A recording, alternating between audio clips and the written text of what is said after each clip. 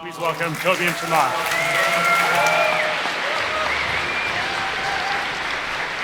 Right here. What's up, Chamath? What's up, bro? All right. Thank you both for being here at Toronto Tech Week. I feel like, this part of the crowd is like sitting courtside, the tech equivalent at least. You got posters, you got signs, you got cameras. You might be used to this, but this is very new for me. I feel very, very privileged. The camera loves you, Satish. It's like good natural. This is going to be awesome. What a show. And I couldn't think of a better way of closing out than both of you. I heard back there the word on the street is you both still carry 613 area code phone numbers. Is that right? Yeah, I do. I do not. You do not. Okay. Yeah, that's how we know you've made the full conversion. But I know my phone number, my home phone number still. Okay. Oh, that makes sense. Did I just dox myself?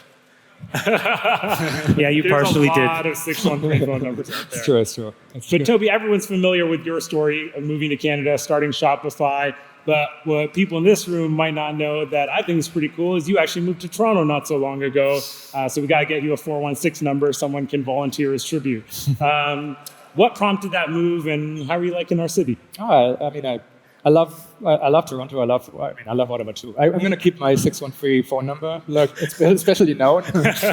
So maybe this is how I load balance about places. But yeah, like kids found a wonderful school, we are committed to Canada, Ontario, and explore a new place. Amazing.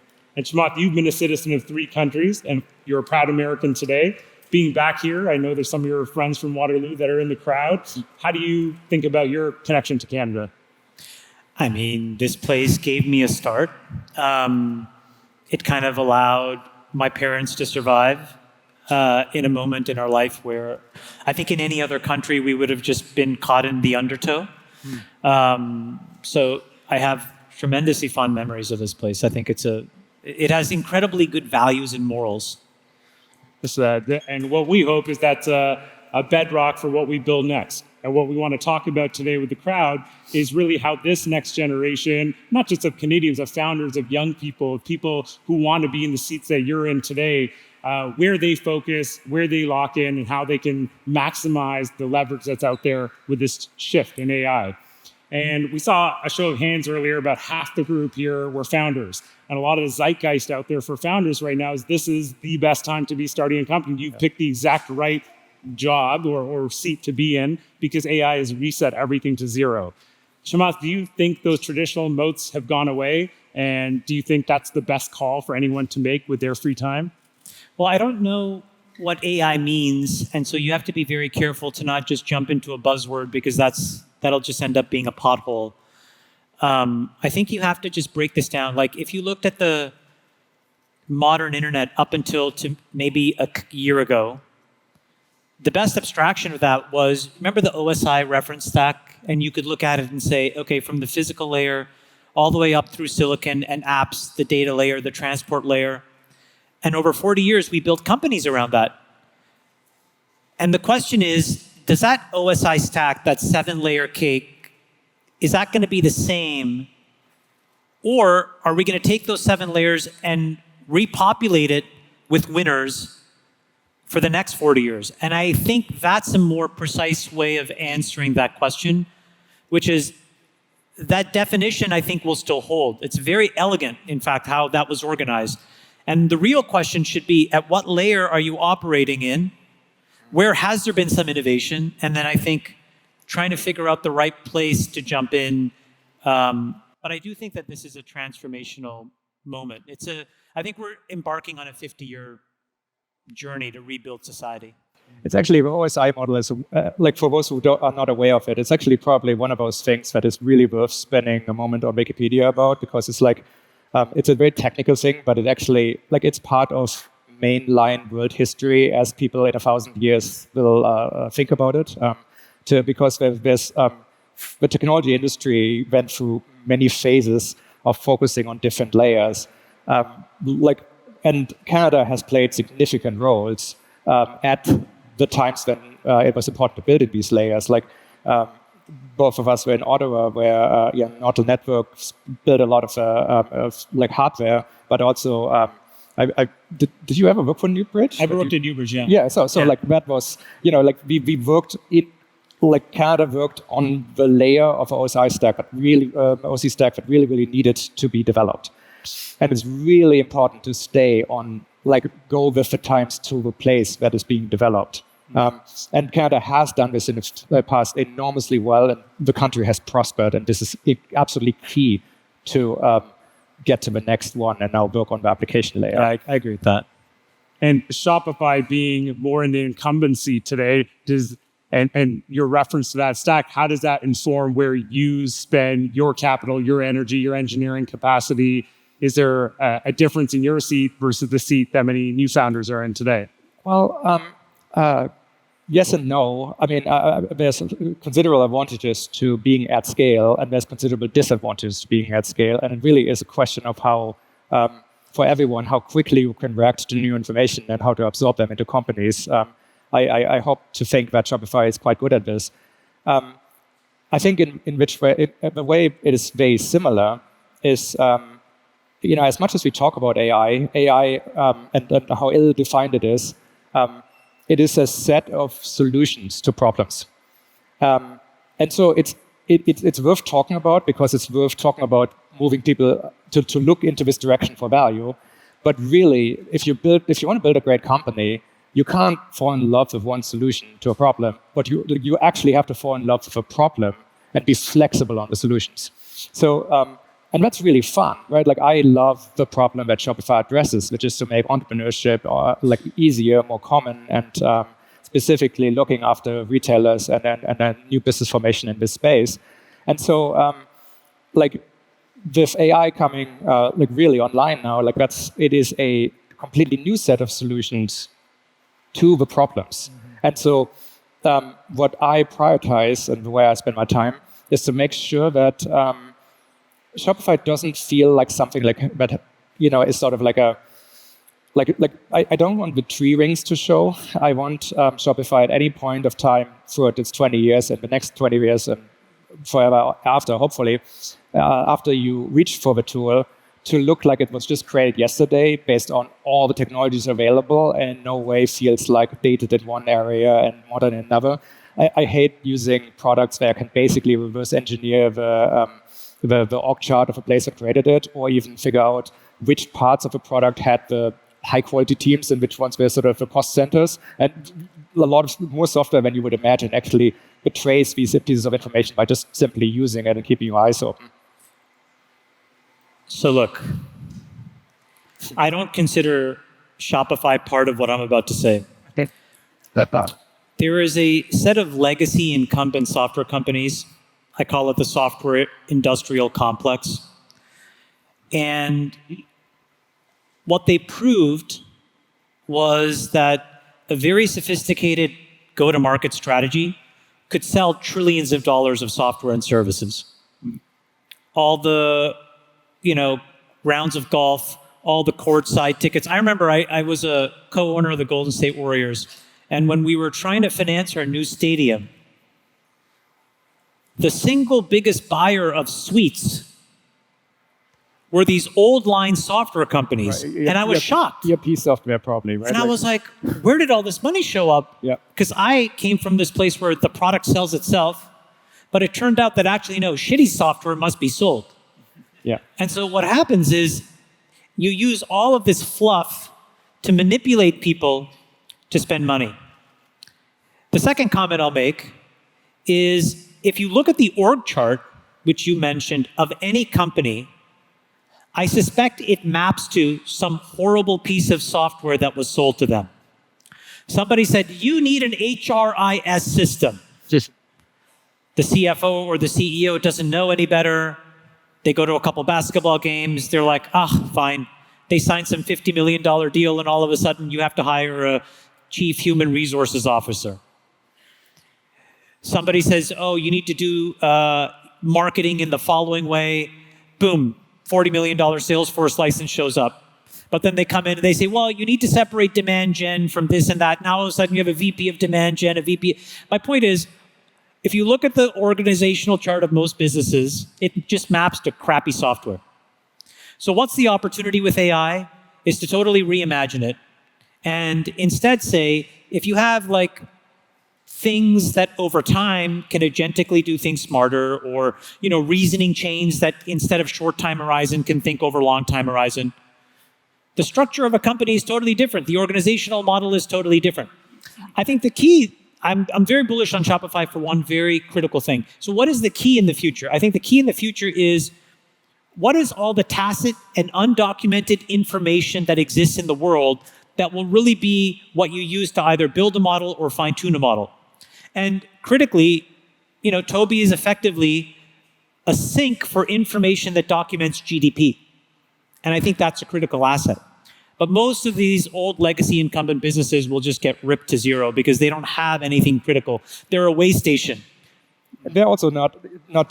I don't think there's an ERP software company that really fell in love with the problem of ERP. It just became a valuable, their solution to the problems of ERP ended up being economically valuable, especially if you paired it with a sales force of people who are very good on the golf course, right? So this a lot of this is inefficient, and if we all collectively forget everything we know and all software, there's a big EMP blast, and we would have to rebuild the world, or we would never end up in this configuration again that exists, and therefore I don't think that I do think all of this is going to be replaced.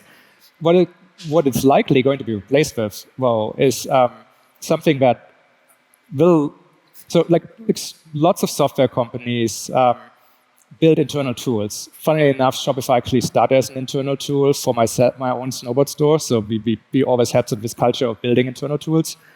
And the reason why this is tractable as a thing to do, and why that isn't a huge waste, at least in many cases, is twofold.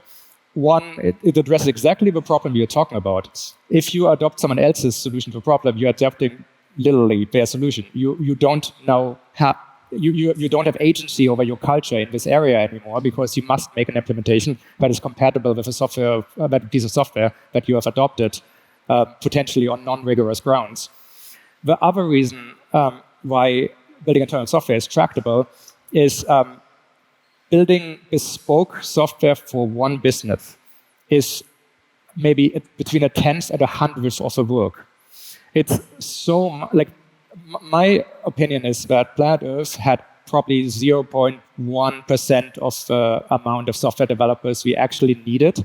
And this is why, of course, why software developers made a lot of money too, because there's a lot of demand. Right. And the only companies that could actually eventually employ software developers were the companies that either had a kick-ass 100% margin business model, or that built generic software where they did 100x, 1000x the amount of work to do generic software that could be configured to solve the individual problems that individual businesses had. Well, Shopify is such a piece of software that that's extremely flexible.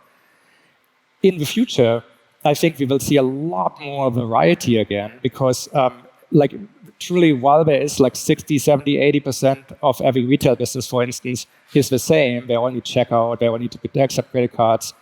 The rest is really, really bespoke. And in the future, you can describe the business that you want to build, and you will get an implementation back of this. And then you can hold this up to the real world and see, is this good, or did I describe it poorly? At which point you make a change to your English description and you get a new version back that now incorporates these ideas. And that will change the world significantly. And I think it actually will create an enormous amount of opportunity space all throughout industry and so on. And you talked about software feeling cohesive, not the good team worked on this, the bad team worked on that. But I check out a lot of new apps, scroll on X, check this out, try that, try this. And everything looks like AI slopped out. It's hard it's almost like when you're looking at a video, you're like, is this real or not? I look at software, I'm like, is this? No, because these app crappers are crap. The app crappers generate crap. So this That's what they do. Yeah. So They're app crappers. This lowering of the bar is like the other Did side. you see the Jan LeCun thing where it's like, you let these agents run for a few hours. You can, it doesn't mean, vibe coding doesn't mean that. Vibe coding basically means it's not really a thing that's valuable yet.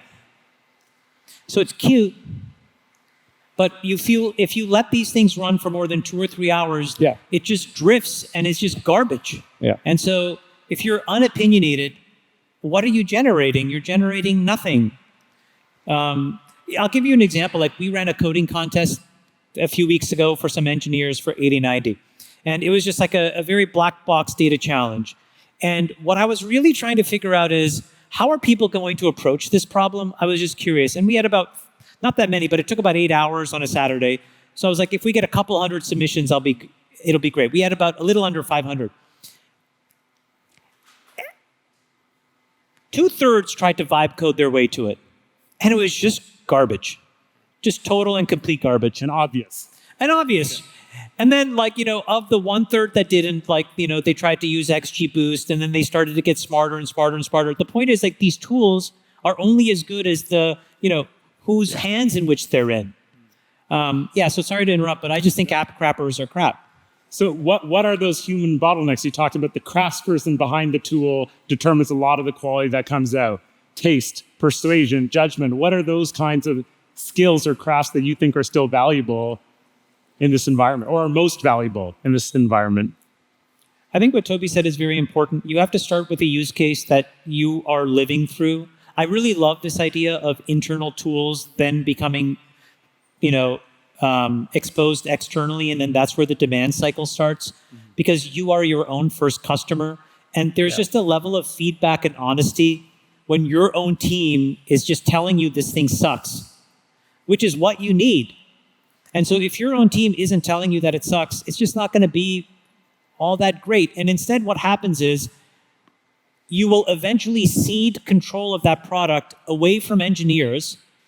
And instead it will be a team of people whose job it is to speak business speak to the business people and try to translate it into features.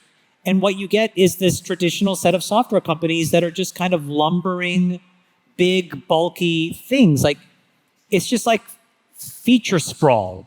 It's unopinionated feature sprawl because they have to like work backwards from churn and a bunch of other business metrics. It just doesn't make sense. I love this, like, build it for yourself. Yeah. Like when I did the Series A of Slack, it was a failed video game. Yep. Stuart was trying to build a fucking video game in a browser. So stupid. That idea was stupid, really. But to organize that stupid idea, he built Slack, which was a brilliant idea. And they were so hard on the internal team that built that first version of Slack. And so when it launched, I was like, that's a product. This was a first generation app crapper. It's like a bootloader. Exactly. So there's a good shot. There's a few founders in here that are focused on absolute trash, but their internal tool is where they should be looking next.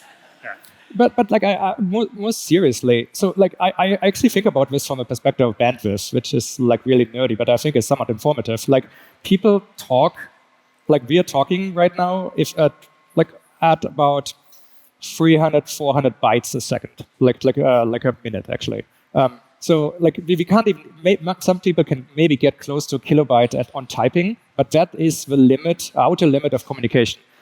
The neurons of our brains operate at something like 60 terabytes a second. Think about how much easier it is to talk to your customer if you're actually building for yourself. Like, you will never make up that difference, right? Totally. So it wasn't exactly meant to go like this for me, but my God, like building a snowboard store first was utterly load-bearing for the company of Shopify.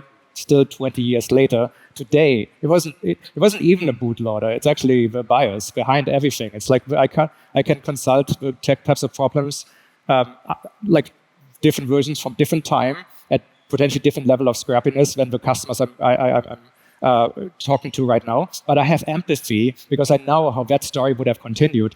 And so it is actually really, really good to just roam the problem space and engage with it. I think that's where vibe coding is actually really valuable, because it allows you to prototype for yourself what a solution might look like, so that you can hold it up to see, can I fall in love with that, that problem, with that solution, that thing I'm building? Am I excited by this to the degree that I want to spend 20, ideally, the entire years, or ideally the entire career on it? Because that's what excellence eventually comes from. It's like people that use products will intuitively understand how much the team that created the product gave a shit.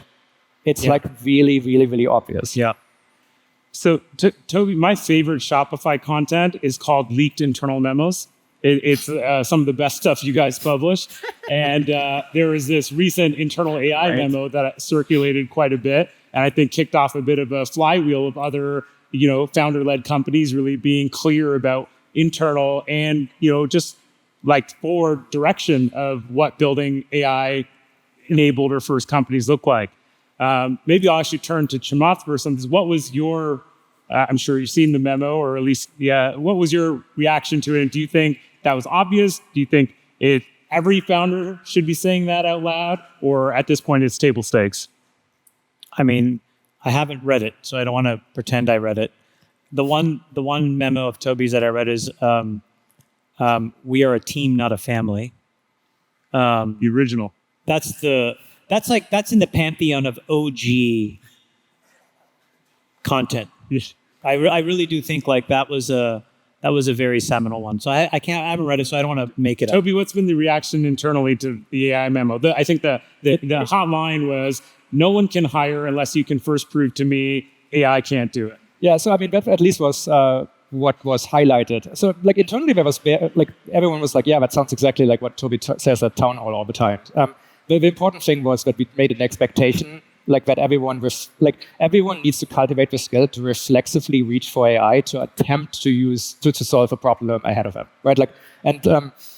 Because everyone who did over the last years was just so effective that we really needed to tell everyone that your colleagues are doing this, and like the sort of the base expectation of how to effective you are at your at what you're doing is increasing due to something that you need to pay potentially a lot more attention to. This was mostly to get sort of the early adopters are right there. The early majority, there's a book called Crossing the Chasm, which sort of defines these terms, and I think I remember them right. There's an early majority. They are probably, you see sort of the app install numbers of ChatGPT specifically, and you know that the early majority is there, right? Like people are not surprised by this. But the largest group of people is the sort of late majority. It's the other side of that curve. They really, really appreciate clarity and invitation that something is a permanent part of, not a fad. Yeah. And they are kind of the most wonderful because like anything that they adopt ends up like sticking, right? Like in a way. That's right. It's actually like you do a lot of early stage investing. It's really hard sometimes to figure out if something just clicks with early adopters who basically sign up for everything, or actually will make it turn out to be lasting. So anyway, all this was in there. There's a list of examples of what that means. One of those was before asking for more headcount for anything, also just like try AI. That ended up getting a lot of focus. I probably would have maybe edited it, although it is also real. Like I think everyone should use every opportunity they have to try it, because the null hypothesis there is like the null result is the most interesting. If they try and it doesn't work, you now have an interesting conversation with your colleagues of if anyone knows a better way how I could like prompt it or give it context to do it, or you have a test for future AI models as they come out, because you now have a problem that was not tractable before that might actually be solved by the next thing, which gives you a really, really good understanding of it. So that's what meant to be done. But all happened inside of Shopify very, very quickly, and I think it resonated with people. How have you changed how you're hiring or spotting founders to back now, Chamath? To be honest, I'm like down to like probably 1 or 2 bets a year. It's become more for me like I probably since 2016, just identifying a theme, and I've been just starting things and getting them off the ground. And that has been a bigger sink of my capital. Because when I stopped working as a traditional venture fund and I was just investing off my balance sheet, I didn't have to go and demonstrate that I had 40 investments and this person went to this school and that person went to that school. So it doesn't make any sense. So I'll just find like a few things a year that I think are on a theme that I think is very important. And then I just try to kind of work on that. Like this AI theme for me started in 2016. So that's been a long journey. And the first thing that I did was in silicon. And that is a super long journey of brain damage. And now it's finally working, but it's taken, almost 10 years. But now I can sort of see a path to kind of do the other thing. So there's been a big effort on physical AI that I've been spending some time on, and now a little bit more on the software side. You're also investing in AI infrastructure, data centers. Is that? I did a data center mostly because I just wanted to understand what the economics of these things were. I basically I found out, Gates, it's so crazy. Gates is he's such an enigma to me. He told me he has like a 45,000 hectare city that he's building in Phoenix. And I was like, what the fuck? So I had somebody go and do the work, and they're like, yeah, Bill owns like 45,000 acres north of Phoenix, and he's building like a smart city, and it's his own little kingdom. But then there was 3,000 acres right beside it, so I bought it. And so then I was like, okay, well, what do we do with this? There's a wonderful real estate investor that I partnered up with. Her name is Anita Varma, who lives there.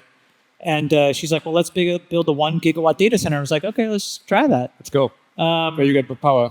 What's your choice? Well, so the thing is, I've been working on the power side well before that. Then I was like, okay, I'll just do it. It's, we were able to get a deal done with the nuclear generation facility there. But my view is this: look, if you're going to be an entrepreneur today, if you don't have an existing $100 billion business or a bunch of legacy stuff, what would you do?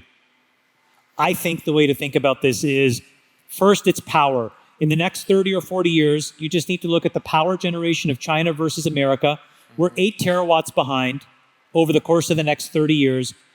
Anything related to power, and specifically, it doesn't mean SMR and all this other bullshit that doesn't work. More practical stuff, but power is a huge business. It will mint kingmakers, because if you own the electricity, you can then allocate the electricity. Then it's silicon. You have to understand, all of the pre-training that has been happening for the last 8 years has effectively been working backwards from a custom understanding of NVIDIA. That is what CUDA allowed people to do. So if you look at that first generation class of models, it was all working backwards from CUDA as if NVIDIA was an internal team. That's not true anymore. So now you're going to see all different kinds of silicon. I would not be surprised if at some point Tobi's like, for my business, here is my own vertical stack, and he will spin his own silicon. Could really accelerate Ruby. Yeah. And to accelerate Ruby is probably the reason why you would do it. But the point is that, there's going to be an entire body of silicon that gets around, that focuses on inference and how that happens. Then above that, you'll have things like data centers. But then above that, you'll have certain classes of apps. So I think it's navigating this properly. And so I just like to have different bets. It's kind of like Stan Druckenmiller has a thing where you invest, then investigate. And so you just got to, rip in a couple $100 million or $1 billion. You wake up in the morning, you're like, okay, I got to pay attention here. And you learn about it and you figure it out. It's actually, you said something really interesting, because you said you invested in data centers to learn more about them. It's that's actually, tends to not be the order by which people go, but the reason why was because a few years ago, there was a couple guys that had left working on the energy supply chain at Tesla. Mm-hmm. And this is a great way to know when people are good. I think the best recruiter in the world is Elon Musk. There's nobody better. Benjamin Franklin was maybe better, but is that true? He recruited the founding fathers, so okay. Okay. Then maybe let me say that of the current generation, there's nobody better than Elon. And if you send him a message with a name, sometimes he most of it just goes into a black hole, which is his way of saying, sometimes he'll respond, he's okay, which is basically saying he's like Einstein. Anyways, I stumbled into this thing with this kid that worked for him, and we ended up doing stuff in batteries, which then I did this stuff in actuators. But then I met this guy who was trying to build heat pumps. Mm-hmm. And that's how I stumbled into the data center thing, because I was like, well, where are you going to use these heat pumps? And he was building something that I thought was very clever, so we got into business together. And then the Grok thing pulled me in because I was like, I can't afford for Grok to fail. And they're like, nobody's buying our chips. And I'm like, well, shit, then I'll just start a data center and buy them myself, I guess. But yeah, it's kind of like invest and investigate. You end up kind of like, stumbling into these things. What's I think so key is, and I mean, this is hopefully something like you have to take a very macro view of things, right? Like you said this earlier about, it's all about energy generation, and we are like 8 terawatts behind.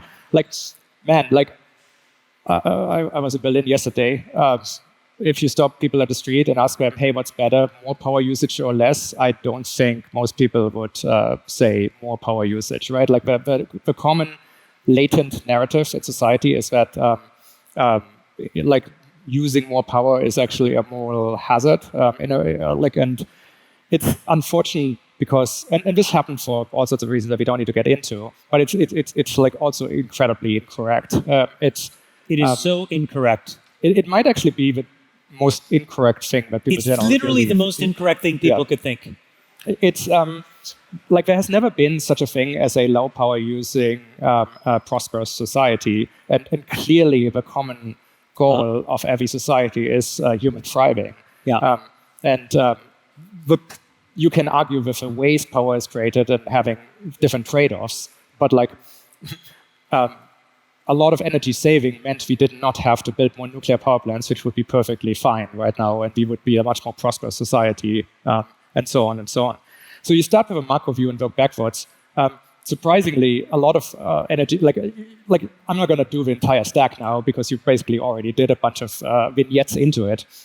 But it's that kind of ambition from first principles. What needs to happen? We need to gainfully use more power. We can make things more efficient. That makes a linear curve and exponential, which is excellent. But like what we absolutely need to do is find more ways to use power in such a way that it adds to the project of Western society, our economics, and so on, because that is the thing that fuels everything else. And power usage is almost a map on GDP of countries as well. 100%. Power times productivity. That's it. That little thing will dictate. You can rank every country. Power times productivity. And the thing with the Western world is we actually have incredibly productive people, but we've been hampered with a lack of power. And all of that has been a bunch of, social justice warrior bullshit that is just literally is holding an entire cohort of people back. If the Western civilization devolves, you will look back and this will be one of the critical reasons why we're some, 16-year-old Swedish chick with autism was bumbling around and convinced the entire Western world to stop. Like literally stop everything because it needs power. But that guilt tripping is just absolutely idiotic and not rooted in any fact. And if you're a well-meaning young person trying to stay ahead of that formula, power and productivity, what's your advice? It's worthless to be well-meaning. You need to be well-educated. Forget well-meaning. What does that mean? That's all like subjective morality. Be well-educated. Like get to first principles, read a book, read the internet, read many articles, take both sides, get to the actual understanding of things. Yeah, I mean, people that are focused on the outcome, right? People that want to build, want to make that formula as... But in order to optimize a formula, you have to agree on what the formula is. He just explained it to you. I kind of just doubled down on it. But how could you look at that and then all of a sudden think that we can afford to turn off the energy supply in the Western world? And then what? As an example. But there are many of those examples where unless you think fundamentally from first principles and find the source data and come to your own conclusion, you're going to find that you're being manipulated to believe these things that are more rooted in well-meaning. But well-meaning is corrosive because by the end of it, you realize it was somebody else's definition of well-meaning. I mean, I think, look, Canada's going through a version of that. The United States, we're doing a big reset on that. And all you need to look is at the economic expansion and capability of China to understand what's at stake. So if you're 22 again, what do you work on this summer? Just this summer, like for a co-op term? No, yeah. Where do you start? Yeah, for a co-op term. For a co-op term, you work at 80/90 or Shopify. But if you were starting again, given everything you just laid out about the state of the environment, the global kind of Power's at play. Where do you spend your time as a young person to have the best impact, the best chance? I don't know. I think you got to learn the tools. I think you got to learn to code. I think it's very rare. Like, I think what Tobi is able to do is actually very, very, very rare, which is you have the technical veracity to be in the code and in the details. So I don't know, if I was back in my 20s, I think the single biggest mistake that I made was I gave up being technical. So while I can help start very technical things, I'm always playing catch up to the person that I'm starting it with. And so I'm not that capable of helping him just get that next little bit. I'm not that person. And I wonder if I would have been more productive if I had that. And so I wish I had done that personally. And so, I think like Tobi's example for me is very inspiring, because it's a level of skill that I really admire. I don't have that. I would like to have that. So if I was 22, I would kind of get back into, I would have written more code. I would have not been so quick to get away from it, personally. How about you, Tobi? How would you spend not just your summer? Where would you start again? Yeah, I think I think like addressing this directly, there is a really, really dangerous narrative now about STEM degrees decreasing in value. There are fluctuations. We've seen them before. There's supply and demand. There's also these kind of things. They're temporary. The thing that you need to do in your 20s is cultivate an aesthetic for how to solve important problems well. And the way you do that is you need to be a practitioner of solving problems well.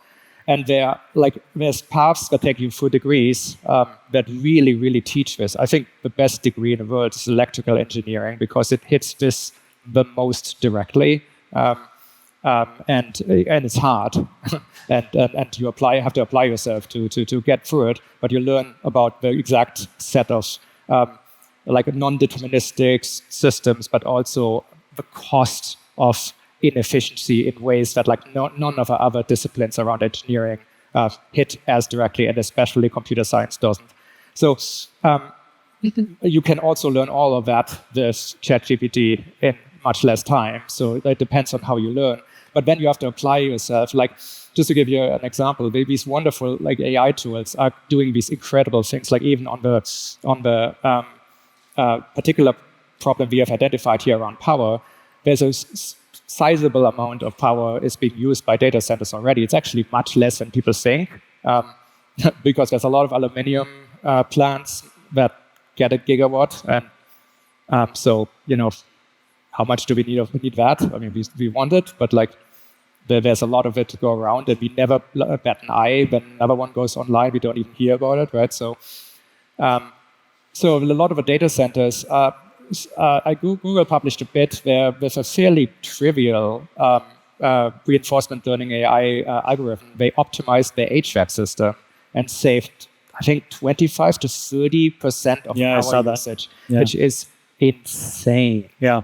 If you think about, you just magically teleported 30% more power to be used in data centers on planet Earth from just multiplying matrices really, really fast for a bit, right? And it's so that tells you how much efficiency there is and how many simple ideas can still really, really add. And you want to navigate into a position where you can contribute in this way. You have the skills, and then you're drafted on the teams that might be getting these kind of challenges, or you just try them synthetically and then offer them up as a product. And I think that is the best way to spend the time. Cultivate your skill set. Think of yourself as an entrepreneur of your own skill set that you then offer to the market as a product. If you think about employment, it's very similar to a SaaS subscription, really. It's a company that purchases the exclusive rights to your work output for a period of time. It's a two-sided transaction, and I think that's the thing that everyone has to keep in mind. So we have a few minutes left here, and the obvious context that we're sitting in today is we're here in Toronto, we're in Canada. You have a room filled of very ambitious Canadian founders and builders who are really trying to have the maximum positive economic impact on their companies and ultimately on Canada long term. We recently went through an election. We were talking about this a bit before.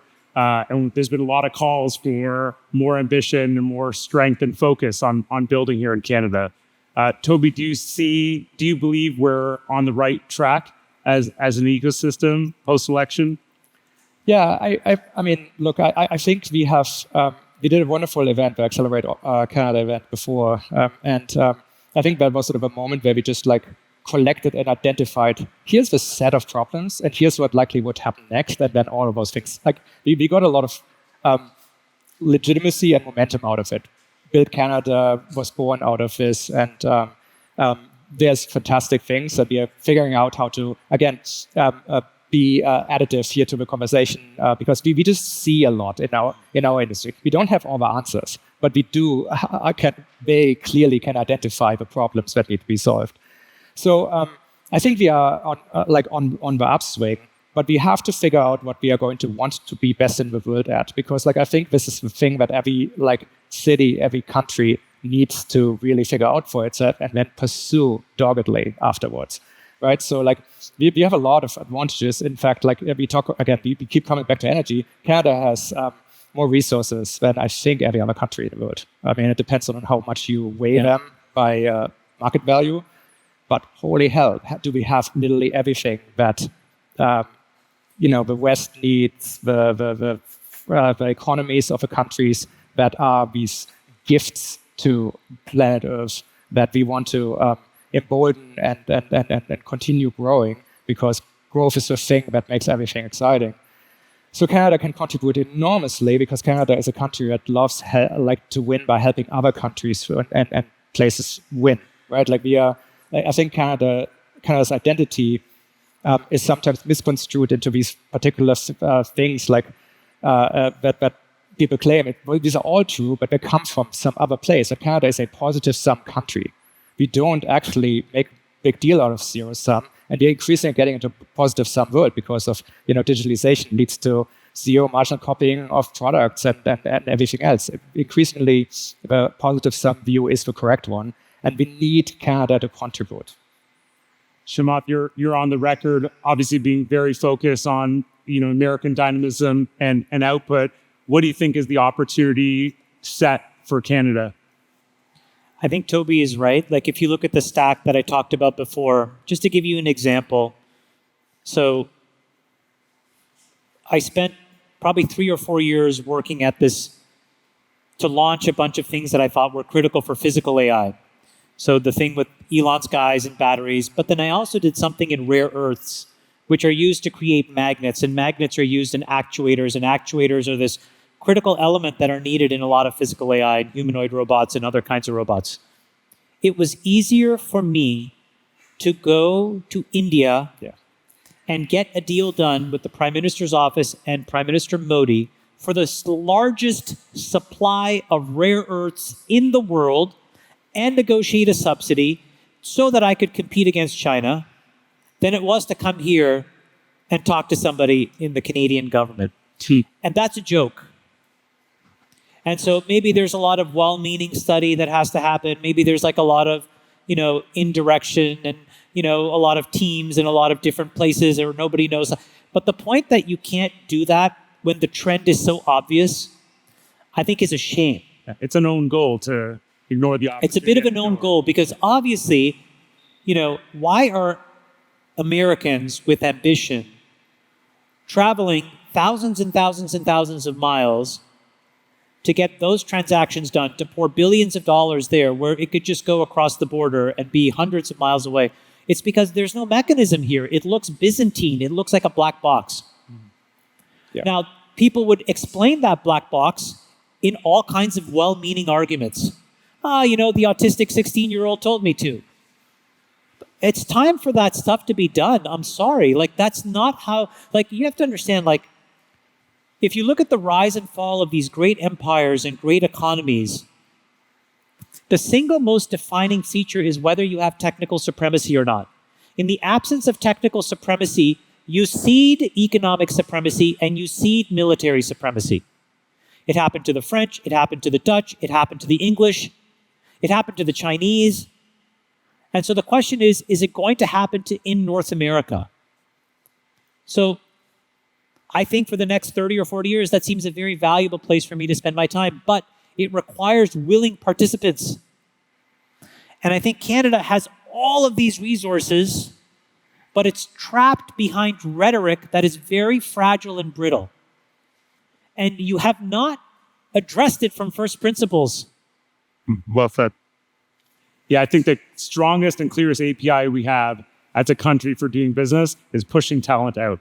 And I think the strongest thing that tells you that this is broken is when you look at where the largest capital pools in Canada are. My friend Amar told me this yesterday. If you go to an investment forum, the single largest player is BDC. You can't have an environment where the largest player is a government-sponsored balance sheet whose entire goal is money velocity and job creation. You need to have private actors who are purely motivated by profit. Because in the absence of that, you're perverting the market. You need the market sources. You need the market to sort this stuff out. You need enlightened self-interest, because that is the most scalable 100% thing humans have ever discovered. One of the most beautiful ideas ever. So do each of you have a policy or system change you would suggest would increase the odds the most of another Shopify size outcome in this country?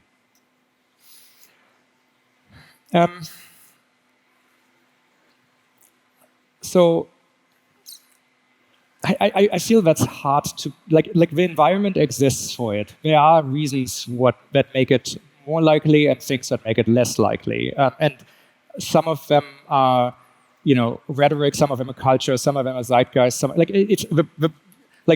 a lot has to go right for this to happen, and any opportunity for it to go wrong means you're going to have some drop-off. I know this is the most vague answer, but I think this is not the right thing to steer at. I think you need to make it so as a country that someone, let's say, take a second-time entrepreneur who's sort of knows the ropes a little bit, and would be the kind of person who puts a spreadsheet together, figuring out where to found the company.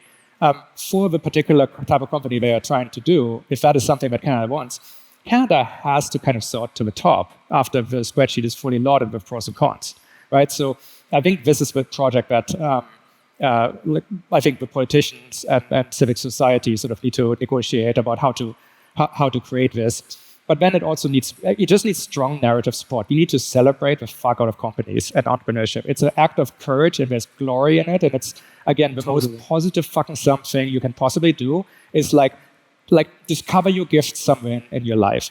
Then develop them, cultivate them through your teens, 20s, 30s, and then be so lucky to find the co-founders and environment to then share your gifts widely, cause more of it to exist, allow people to purchase them, cause everyone who purchases your product votes for this product existing, and more of that existing, and more of this support. And we have a relationship that, with the story that I just told, that is totally off compared to the ground truth, because everything I just said is right and actually is a great story, and we should celebrate it, but we don't. What we actually do is we tell people about tall puppies and bullshit like this.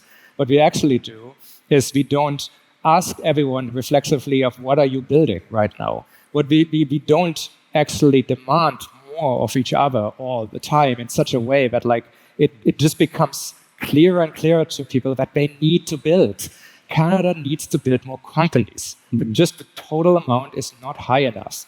And there's way more people who can contribute it. And it's actually not that frictional. The regulations are fine. We don't need licenses. It's almost like the same process as in the United States to incorporate a Canada. In some ways, it's better. So this is something that we need to celebrate more and just have more in the zeitgeist, because we have a very high standard of living. We love our economy, and we want to grow it rather than negotiate a retraction of it, because that's no one has time for that, and it's a choice. It's purely a choice at this point, because we have all the pieces to put together. Yeah.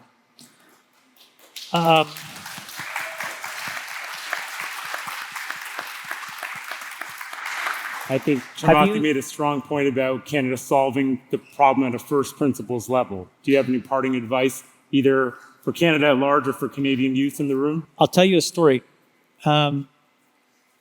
but I use it as part of my interviews at 8090. So if you end up hearing this again, please don't hold it against me. There was this incredible experiment at Stanford. And they take a big kind of tub and they fill it with water. And they drop a mouse in it. And they measure how long it takes for the mouse to drown. They did it over and over and over again. And the mean amount of time was around 15 minutes. Is there like a difference with a Canadian mice or something? No. So then what they do is, it's just mice, kind of like humans. It's just mice. Then they did the experiment again, and right around 13 and a half minutes, they took the mice out, they put it on the ground, they let the mice basically reanimate themselves for about 2 minutes. Then they dropped the mice back in. And how long do you think that they survived? The mean amount of time was now 60 hours. One mouse survived till 80 hours. So I think that what it shows you is that mice have the capacity to do things that they didn't think they were capable of if they get a little bit of help at a critical moment. But it's still fundamentally them. I love this term that Tobi used, which is this idea of enlightened self-interest. I think that's an example of enlightened self-interest for a mouse. Yeah. They get just enough time to recompose themselves, they figure out, how am I going to do this? And then they get dropped back in 60 hours. What is the parallel here? The parallel is that incentives shape outcomes in society. And what governments can do is have very adequately and rightly defined incentives. And I think that we have lost the script in many Western countries. And I think in order to wind it back, we have to get the incentives right and realize small little amounts of help can create these incredible outcomes that you didn't think were possible. So what's an example of some of these things? On the one hand, there's like no push for government intervention. On the other hand, there's like people where, you try to do something like build a high-speed rail and it like never happens. Oh, somebody told me like there's the Eglinton light rail line or something, which started out as like an $11 million project and it turned out to be like billions of dollars and it's still, that's a joke. That's like embarrassing. So what is it? You have to find some common in the middle where you actually take the money that they clearly spent and imagine if that $11 billion or whatever it was, a billion, was reallocated in small bite-sized chunks in a way where you gave the equivalent of the mouse that was about to drown a couple minutes of respite. Those are smart incentives. Because then if you put the mice back into the flow, if you put the human back into the game, many of them will survive and thrive. You have to remember, you're asking about how to make more Shopifys. We had those when I was growing up. Yes. We had Newbridge, we had Nortel, we had Corel, we had all of these companies. Where are they now? They're all gone. So there is an example of what happened here. It really didn't work, so we just need to do the exact opposite of it. So I don't think that the governments should be focused on money, velocity, and job creation. I think they should be about what Tobi said, accelerating enlightened self-interest. I think there should be large pools of capital for guys like you to jump in the water and take risk. And many of you will turn out to survive. Love that. I think that's an excellent note to end on. I know you both have very busy schedules today. Thank you for joining us. Thank you for being here at Tech Week. Thanks for having us. A huge round of applause. Thank you for putting the event together. Thank you.